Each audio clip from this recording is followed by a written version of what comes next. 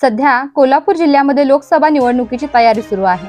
कोल्हापूर लोकसभा मतदारसंघामध्ये मंगळवार दिनांक 7 रोजी प्रत्यक्ष मतदान होणार असून सदर दिवशी म्हणजेच मंगळवारी अमावस्या आहे। सद्गुरू बाळूमामांच्या दर्शनासाठी मोठ्या प्रमाणात भाविक उपस्थित असणार आहेत। सदर दिवशी कायदा व सुव्यवस्थेचा प्रश्न निर्माण होण्याची शक्यता नाकारता येत नाही।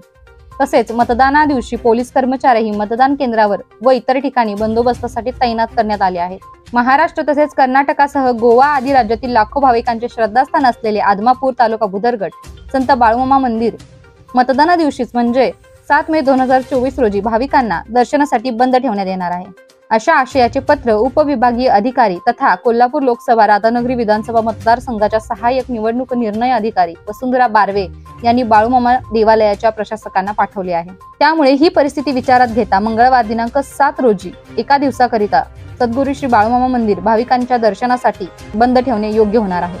या निर्णयाची प्रत जिल्हाधिकारी कोल्हापूर यांनाही पाठवण्यात आली आहे। अमावस्या दिवशी आदमापूर येथे बाळूमामांच्या दर्शनासाठी अनेक राज्यातून भाविक येत असतात। लोकसभा निवडणुकीचे मतदान त्याच दिवशी असल्याने या दिवशी मंदिर दर्शनासाठी बंद राहणार आहे। 8 तारखेपासून मंदिर दर्शनासाठी खुले ठेवण्यात येईल, याची भाविकांनी नोंद घ्यावी असे मंदिर प्रशासनाने कळवले आहे।